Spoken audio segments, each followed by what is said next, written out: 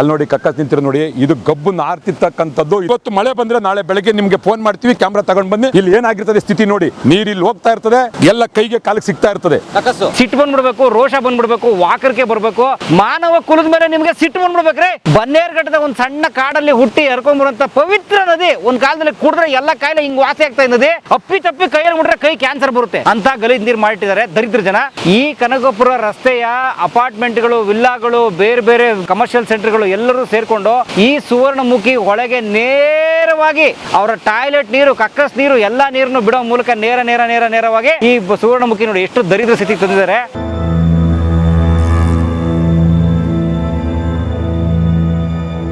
ಬೆಂಗಳೂರಿನ ಜೀವನದಿ ವೃಷಭಾವತಿ, ಬಸವನಗುಡಿಯ ದೊಡ್ಡ ಬಸವಣ್ಣನ ಪಾದದ ಹತ್ರ ಹುಟ್ಟಿ ಮುಂದೆ ಹರಿದು ಹೋಗ್ತಾ ಇದ್ದಂತಹ ವೃಷಭಾವತಿಯನ್ನು ನಾವು ದೊಡ್ಡ ಮೋರಿ ಮಾಡಿ ಅದನ್ನೊಂದು ಗಟಾರ ಮಾಡಿ ಅದೊಂದು ದೊಡ್ಡ ಚರಂಡಿ ಮಾಡಿ ಹಾಳು ಮಾಡಿದ್ದಾಯಿತು. ಈಗ ಅದನ್ನಂತೂ ಇನ್ನು ರಿಪೇರಿನೇ ಮಾಡೋಕೆ ಆಗದೆ ಇರೋಂಥ ಪರಿಸ್ಥಿತಿಗೆ ತಂದಾಯಿತು. ಆ ಒಂದು ನದಿಗೆ ತಿಲಾಂಜಲಿ ಕೊಟ್ಟಿದ್ದಾಯಿತು ನಾವು ಸ್ನೇಹಿತರೆ. ಆ ನದಿಯನ್ನು ನಾವು ಮರ್ತಿದ್ದಾಯಿತು ವೃಷಭಾವತಿನ.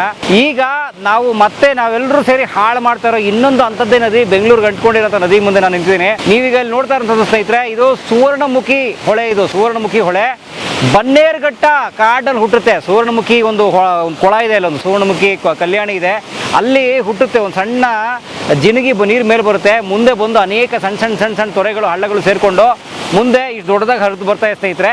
ಈ ಸುವರ್ಣಮುಖಿ ಹೀಗೆ ಮುಂದೆ ಹರ್ಕೊಂಡು ಹೋಗುತ್ತೆ ಸ್ನೇಹಿತರೆ. ಕಾವೇರಿ ಸೇರ್ಕೊಳ್ಳುತ್ತೆ, ಕಾವೇರಿ ನದಿಯ ಉಪನದಿ ಸುವರ್ಣಮುಖಿ. ಕಾವೇರಿ ಸೇರಿಕೊಂಡು ಅಲ್ಲಿಂದ ಮುಂದಕ್ಕೆ ತಮಿಳುನಾಡು ಕಡೆ ಹೋಗುತ್ತೆ, ಹಾಗೆ ಅಲ್ಲಿಂದ ಮುಂದಕ್ಕೆ ಬಂಗಾಳ ಕೊಲ್ಲಿ ಹೋಗಿ ಸೇರಿಕೊಳ್ಳುತ್ತೆ.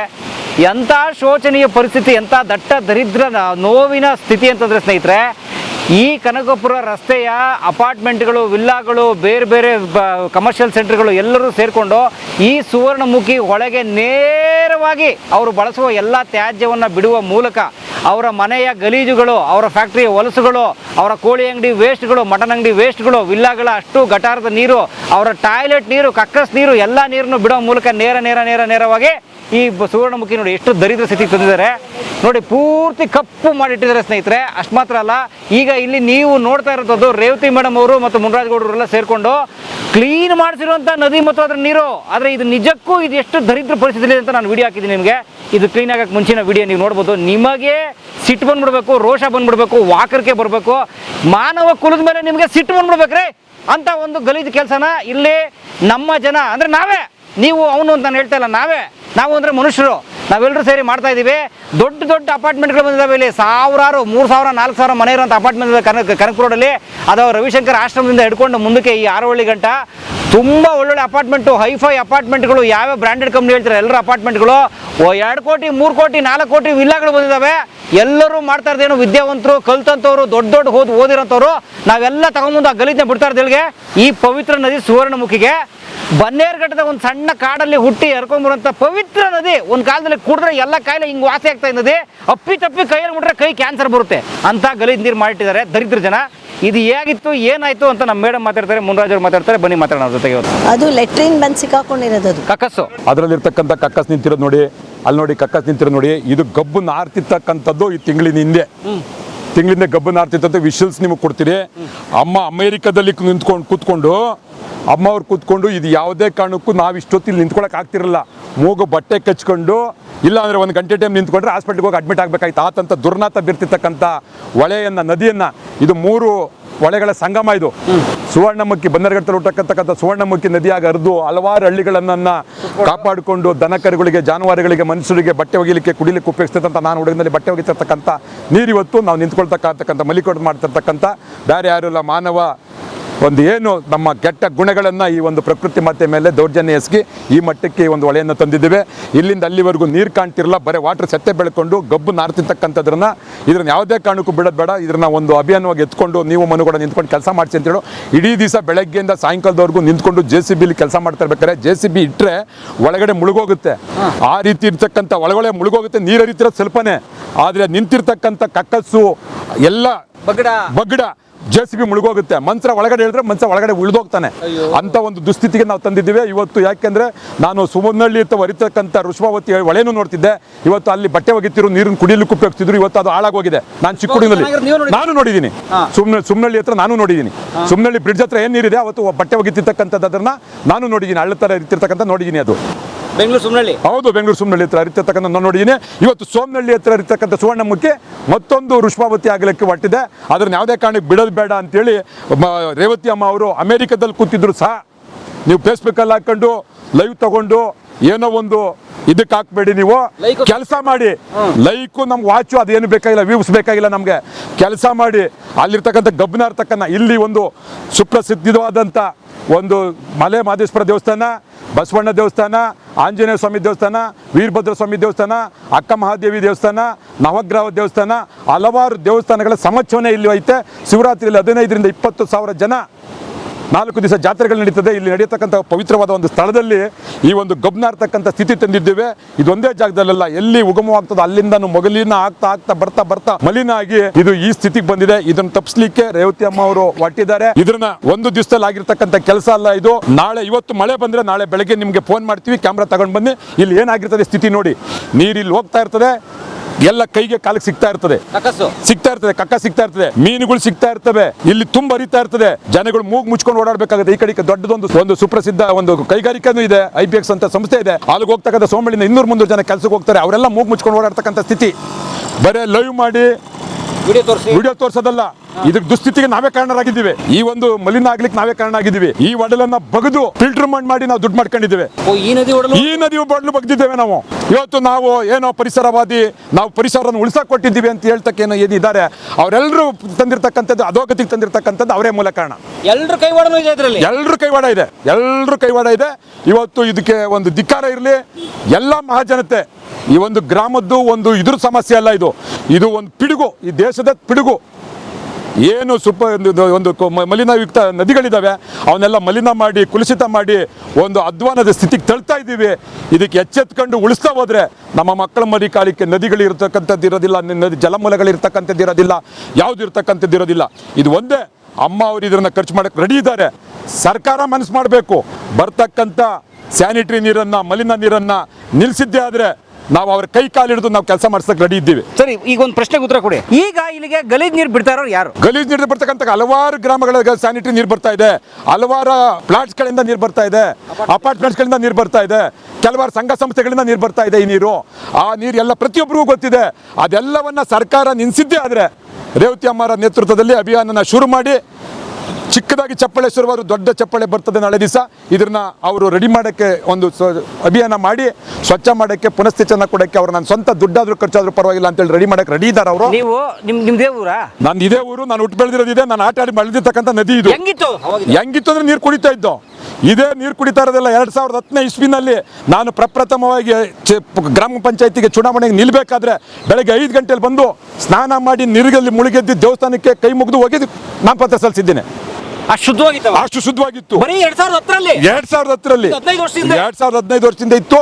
ಇದು ಕೆಲವು 5-6 ವರ್ಷಗಳ ಹಿಂದೆ, 6 ವರ್ಷಗಳಿಗೆ ಇಷ್ಟು ಮಲಿನ ಆಗಿರ್ತಕ್ಕಂಥದ್ದು ಇದು. ಅಂದ್ರೆ ನೋಡಿ, ಈಗ ಕನಕಪುರ ರಸ್ತೆ ಇಷ್ಟು ವೇಗವಾಗಿ ಅಭಿವೃದ್ಧಿ ಆಗ್ತಾ ಇದೆಯಲ್ಲ, ಒಳ್ಳೆ ಹೈವೇ ಬರ್ತಾ ಇದೆ, ಈಗ ಸುತ್ತಮುತ್ತ ಅಪಾರ್ಟ್ಮೆಂಟ್ಗಳು ಇತ್ಯಾದಿ ಎಲ್ಲ ಬರ್ತಾ ಇದೆಯಲ್ಲ, ಸೊ ಅಷ್ಟು ಕಾಂಟ್ರಿಬ್ಯೂಷನ್ ಇದೆ ಇದಕ್ಕೆ. ಅದಕ್ಕೆ ನಾವು ಎಚ್ಚೆತ್ಕೊಂಡಿರ್ತಕ್ಕಂಥದ್ದು.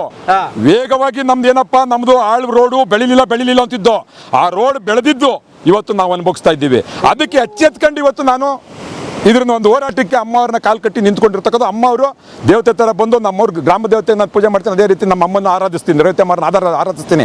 ಅವ್ರ ಸ್ವಂತ ದುಡ್ಡಿಂದ ಏನೇ ಬರಲಿ ನಾನಿದ್ದೀನಿ, ನೀವು ಮಾಡಿ ಅಂತೇಳಿ. ಮನೋರು ಒಂದು ದಿವಸ ನನ್ನ ಪೂರ್ತಿ ಅವರು ಮೈಸೂರಿನವರು ಆದರೂ ಬಂದು ನಮ್ಮ ಜೊತೆ ನಿಂತಂತವ್ರು. ಅವರು ಬಂದು ನಿಂತ್ಕೊಂಡು ಏನೋ ಮಾತಾಡೋದ್ರಾಗೋದಿಲ್ಲ. ಅಭಿವೃದ್ಧಿ ಅನ್ನೋದು ಯಾರಿಗೋ ರಿಯಲ್ ಎಸ್ಟೇಟು, ಯಾರಿಗೋ ರೇಟ್ ಜಾಸ್ತಿ ಆಗುತ್ತೆ, ಭೂಮಿ ಜಾಸ್ತಿ ಆಗುತ್ತೆ, ಇನ್ನೊಂದು ಫ್ಲಾಟ್ ಸಿಗುತ್ತೆ, ಮನೆ ಸಿಗುತ್ತೆ, ವಿಲ್ಲಾ ಸಿಗುತ್ತೆ, ಫ್ಯಾಕ್ಟ್ರಿ ಸಿಗುತ್ತೆ.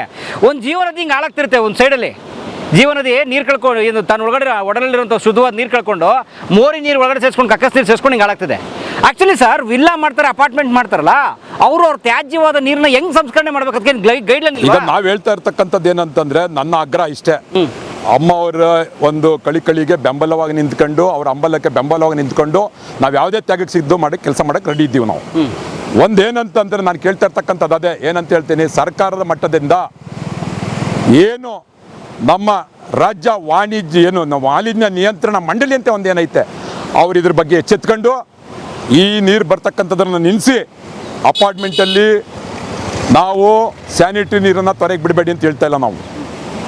ತುಂಬ ಸಂಸ್ಕರಣ ಭರಿತವಾದಂಥ ಮೆಷಿನರಿಗಳನ್ನ ಬಳಸಿ ಸಂಸ್ಕರಣ ಆಗತಕ್ಕಂಥ ಶುದ್ಧ ನೀರನ್ನು ಒಳಗೆ ಬಿಡೋದ್ರಲ್ಲಿ ನಮ್ದು ಅಭ್ಯಂತರ ಇಲ್ಲ. ಹಂಗೆ ನಿಯಮ ಇದೆಯಾ? ನಿಯಮ ಇದೆ. STP ಹಾಕಿ ಅದನ್ನ ಕ್ಲೀನ್ ಮಾಡಿಬಿಡ್ಬೇಕು. ಕ್ಲೀನ್ ಮಾಡಿಬಿಡಿ.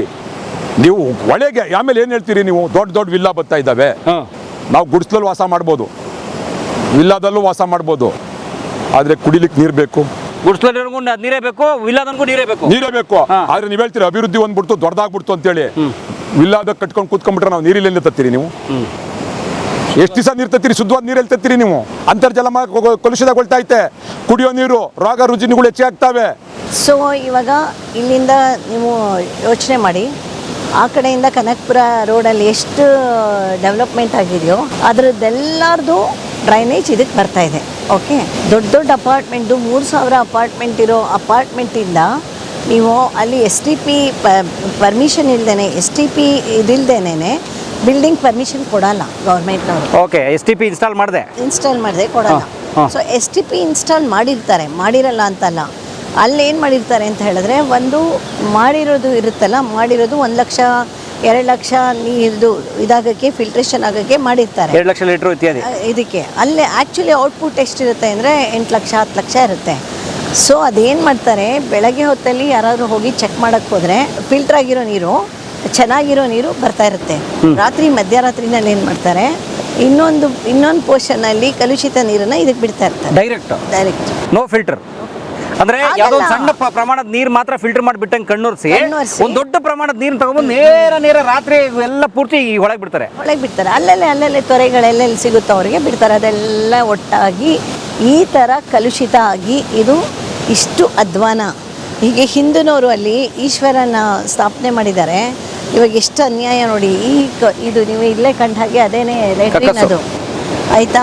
ಅದರಿಂದ ಬಂದಿದ್ದ ನೀರು ಇದೆಲ್ಲ ಯಾರ್ಯಾರ ಪಾಪ ಕರ್ಮಗಳು ಅದೆಲ್ಲ ಬಂದಿದ್ದ ನೀರು ಬಂದು ಈಶ್ವರಂಗೆ ತೋಯ್ತಾ ಇದೆ, ನಂದಿಗೆ ತೋಯ್ತಾ ಇದೆ. ಅಂದ್ರೆ ನೀವು ಹೇಳಿದ್ರೆ ಡೈರೆಕ್ಟ್ ಆಗಿ ಯಾವುದೋ ಒಂದು ಅಪಾರ್ಟ್ಮೆಂಟ್ ಫ್ಲಾಟ್ ಅಲ್ಲಿ ಅವನು ಕಕ್ಕಸ್ದು ಫ್ಲಶಿಂಗ್ ಹೊಡೆದ ಅಂದ್ರೆ ಅಷ್ಟೊಂದು ನೀರು ಕೊಚ್ಕೊಂಡಿದ್ದು ಬರ್ತದೆ ಡೈರೆಕ್ಟ್. So simple. ಸೊ ಆ ಥರದ್ದು ಒಂದು ಅಪಾರ್ಟ್ಮೆಂಟ್ ಒಂದು 3,000 ಫ್ಲಾಟ್ ಅಂತ ಇಟ್ಕೊಳ್ಳಿ. ಆ ಥರದ್ದು 100 ಅಪಾರ್ಟ್ಮೆಂಟ್ ಇದಾವೆ ಕನಕಪುರದಲ್ಲಿ. ಸುಮಾರು ಒಂದು 50,000 ರಿಂದ 60,000 ಫ್ಲಾಟ್ಗಳು, ಸುಮಾರು ಒಂದು 50,000 ವಿಲ್ಲಾ ಮನೆಗಳ ಗಲೀಜು ನೀರು ಒಂದ್ಸಲ ಫ್ಲಶ್ ಹೊಡೆದ್ರೆ ಬರ್ತದಲ್ಲ, ಅದೇ ನೀರು ಇದನ್ನ ವೇಸ್ಟ್ ಹಾಳು ಮಾಡ್ತಾ ಇರೋದು. ಸೋ ಸಿಂಪಲ್ ಅಷ್ಟೇ. ಅದನ್ನ ಅರ್ಥ ಮಾಡ್ಕೋಬೇಕು. ಡೈರೆಕ್ಟಾಗಿ ಅರ್ಥ ಏನು ಗೊತ್ತಾ, ನಾನು ಇಡೀ ಲಕ್ಷಾಂತರ ಜನ ಒಟ್ಟಿಗೆ ಕುತ್ಕೊಂಡು ಇದ್ರಲ್ಲಿ ಹೇತಂಗೆ, ಲಕ್ಷಾಂತರ ಜನ ಒಟ್ಟಿಗೆ ಗುಂಪು ಕಟ್ಕೊಂಡ್ಬಂದು ಇದನ್ನ ಗಲೀಜು ಮಾಡೋದಂಗೆ. ಆಮೇಲೆ ಏನು ಗೊತ್ತಾ, ಬೇಕಂದ್ರೆ ನಾವೀಗ ತೋರಿಸ್ತಾ ಇದೀವಿ, ಯಾರು ನಮ್ಮನ್ನು ಆರ್ಗ್ಯೂ ಮಾಡೋರು ಯಾರು ಬಂದರೆ ರಿಯಾಲಿಟಿ ಚೆಕ್ ಮಾಡಿ. ನಾವು ಮಾಡ್ತಾ ಇಲ್ಲ ರೇ, ನಾವು ಸಾಚಾ, ನಾವು ತುಂಬಾ ಒಳ್ಳೆಯವ್ರಿ ಅನ್ನೋದು ಬಂದು ನೋಡ್ರಿ. ಸಾಚ ಏನ್ ಗೊತ್ತಾ, ಇದು ಯಾಕೆ ಗೊತ್ತಾ, ಯಾವ ರೀತಿ ಬರ್ತಾ ಇದೆ ಗೊತ್ತಾ? ನೀವು ಚೆಕ್ ಮಾಡ್ಬೇಕಂತಂದ್ರೆ ಮಳೆ ಬಂದು ಬೆಳಗ್ಗೆ ಬನ್ನಿ, ಮಳೆಯಲ್ಲಿ ಬರ್ತಕ್ಕಂಥದ್ದು 30% ನೀರು, ಇಲ್ಲ 40% ನೀರು, ಇಲ್ಲ 50% ನೀರು, ಇಲ್ಲ ಅಂದ್ರೆ ಇದೆಲ್ಲ ಸ್ಟಾಕ್ ಮಾಡೋದನ್ನ ಎತ್ತಿ ಬಿಡ್ತಾರೆ. ಮಳೆ ಬಂದ ದಿವಸ ನಮಗೆ ಗೊತ್ತಾಗುತ್ತೆ ಆರಾಮಾಗಿ ಇದ್ರ ಬಂಡವಾಳ ಏನಂತ ಗೊತ್ತಾಗುತ್ತೆ. ಮಳೆ ಬಂದ ದಿವಸ ಬರ್ತದೆ. ಅವತ್ತೊಂದು ದಿವಸ ನಾವೆಲ್ಲ ಹೋಗಿದ್ವಿ, ಬಂದ್ವಿ, ಮನ್ನುಗೌಡ ಅವರಿಗೆ ತೋರ್ಸಕ್ ಹೋದ್ವಿ. ಕಗಲಿಪುರ ಸ್ಟೇಷನ್ ಮುಂದೆ ಇರ್ತಕ್ಕಂಥ ಹೊಳೆಯಲ್ಲಿ 1 ಡ್ರಾಪ್ ನೀರು ಬರ್ತಾ ಇಲ್ಲ, ಬರೀ ಪಾಯಸ ನಿಂತಂಗೆ ಹರ್ಕೊಂಡು ಬರ್ತಾ ಇದೆ. ಏನ್ ಬರ್ತಾ ಇದೆ? ಕಕ್ಕಸ್ ಬರ್ತಾ ಇದೆ. ಅಲ್ಲಿಂದ ಈಚೆ ಬಂದ್ರೆ ಹೊಳೆ ಹರಿತಾ ಇದೆ. ಎಲ್ಲಿಂದ ಬರ್ತಾ ಇದೆ ನೀರು? ನಾವು ಚೆಕ್ ಮಾಡಿದ್ವಿ, ನಾವು ಮನೋಗೌಡ ಚೆಕ್ ಮಾಡಿದ್ವಿ, ತೊಲೆ ಮೇಲೆ ಹೋಗಿ. ಮನೋಹರಗೌಡರ ಹತ್ರ ಮೊಬೈಲಲ್ಲಿ ನಾವು ರೆಕಾರ್ಡ್ ಮಾಡಿರೋದಿದೆ. ಮಳೆ ಬಂದಾಗ ಅವ್ರಿಗೊಂದು ಅದು ಅಡ್ವಾಂಟೇಜು, ಆ ಟೈಮ್ನಲ್ಲಿ ಅದ್ರನ್ನ ಎತ್ಬಿಡ್ತಾರೆ ಹೊಟ್ಟೋಗುತ್ತೆ ಅಂತ. ಅದೇನಾಗುತ್ತೆ, ಇಂಥ ಕಡೆ ಇರ್ತಕ್ಕಂಥದ್ದು ಬಂದು ಕಚ್ಕೊಂಡು ನೋಡಿ, ಇವತ್ತು ಕಾಣ್ತಾ ಇದೆ. ಅದನ್ನ ಜೂಮ್ ಮಾಡಿ ತೋರಿಸಬೇಕಾದ್ರೆ ಅದು ಕಕ್ಕಸಿದೆ ನೋಡಿ, ಅಲ್ಲಿ ನೋಡಿ ಕಾಣ್ತಾ ಇದೆ ನೋಡಿ, ಅಲ್ಲಿ ನೀರಿನಲ್ಲಿ. ನಾನು ಇವಾಗ JCB ತರಿಸ್ತಿದ್ದೆ, ನಾವು ಇಲ್ಲಿ ಬರ್ತಿದ್ದೆ ಅಂದ್ರೆ JCB ಎತ್ತೆತ್ತಿ ನೋಡ್ಬೋದಾಗಿತ್ತು, ತೋರಿಸ್ತಿದ್ದೆ ನಿಮ್ಗೆ JCB. ಅದೆಲ್ಲ ಅದೇ ಹೋಗಿ ತೆಗೆದ್ರೆ ಅದೇ. ಇಲ್ಲಿ ನಿಲ್ಲಕ್ ಆಗ್ತಿರಲಿಲ್ಲ, ಇಷ್ಟೊತ್ತು ನೀವು ಶೂಟ್ ಮಾಡಕ್ಕಲ್ಲ, ನೀವು ಮಾತಾಡಕ್ಕೆ ನಿಂತ್ಕೊಂಡು ನೋಡಕ್ ಆಗ್ತಿರ್ಲಿಲ್ಲ. ಇಲ್ಲಿ ಮಕ್ಕಕ್ಕೆ ಮಾಸ್ಕ್ ಹಾಕೊಂಡು ನಿಂತ್ಕೊಳ್ಬೇಕಾಗಿತ್ತು. ಮಾಸ್ಕ್ ಹಾಕೊಂಡ್ರು ಅಷ್ಟು ಗಬ್ಬು ನಾರ್ತಿರ್ತಕ್ಕಂಥದ್ರನ್ನ ಅಮ್ಮ ಅವರ ಒಂದು ಮಾರ್ಗದರ್ಶನ, ಒಂದು ದೂರದೃಷ್ಟಿ ಯೋಜನೆಯಿಂದ, ದುರಾಲೋಚನೆಯಿಂದ ಅಲ್ಲ, ಇಲ್ಲಿ ಎರಡಿದೆ, ದುರಾಲೋಚನೆ, ದೂರದ ಆಲೋಚನೆ ಇಟ್ಕೊಂಡು ನಮ್ಮ ಮಕ್ಕಳು ಮರಿ ಕಾಲು ಕುಳಿಸ್ಬೇಕಂತ ಆಂದೋಲನ ಮಾಡ್ತಾ ಇದ್ದಾರೆ. ಎಲ್ಲ ಸರ್ವ ಜನ ಏನಿದ್ದಾರೆ ಟೊಂಕಕಟ್ಟ ಅವ್ರ ಜನ ನಿಂತ್ಕೊಂಡ್ರೆ ನಮ್ಮ ಸುವರ್ಣಮುಖಿ ಹೊಳೆ ಉಳಿಯುತ್ತೆ. ಇಲ್ಲ ಅಂದ್ರೆ ಮತ್ತೊಂದು ವೃಷಾವತಿ ಹೊಳೆ ಆಗುತ್ತೆ. ಮಗದೊಮ್ಮೆ ಈ ಒಂದು ಕಾರ್ಯ ಮಾಡ್ತಿರ್ತಕ್ಕಂಥ ಅಮ್ಮ ಅವರಿಗೆ ನಮ್ಮ ದೇವಾನುದೇವತೆಗಳು ಹೆಚ್ಚಿನ ಶಕ್ತಿಯನ್ನು ಕೊಡಲಿ, ಅವರಿಗೆ ಈ ಒಂದು ಮಾಡ್ತಕ್ಕಂಥ ಧೈರ್ಯವನ್ನು ಕೊಡಲಿ, ಅವರಿಗೆ ಬೆಂಬಲವಾಗಿ ನಮ್ಮ ಇಡೀ ತಂಡ ನಿಂತ್ಕೊಳ್ತೇವೆ, ನಮ್ಮೆಲ್ಲ ಜನ ನಿಂತ್ಕೊಳ್ತದೆ ಅಂತೇಳಿ ನಾನು ಭಾವಿಸ್ತಾ, ಈ ಒಂದು ಕೆರೆ, ಒಂದು ಸುವರ್ಣಮುಖಿ ಹೊಳೆಗೆ ಕಾಯಕಲ್ಪ ಅಮ್ಮನವರಿಂದ ಸ್ಟಾರ್ಟ್ ಆಗಿದೆ. ಇದು ಆಗ್ತದೆ ಅಂತೇಳಿ ನಾನು ಭಾವಿಸ್ತೇನೆ. ಆ ದೇವ್ರ ಮೇಲೆ ನಂಬಿಕೆಯಿಂದ ನಾನು ಭಾವಿಸ್ತಾ ಇದ್ದೇನೆ.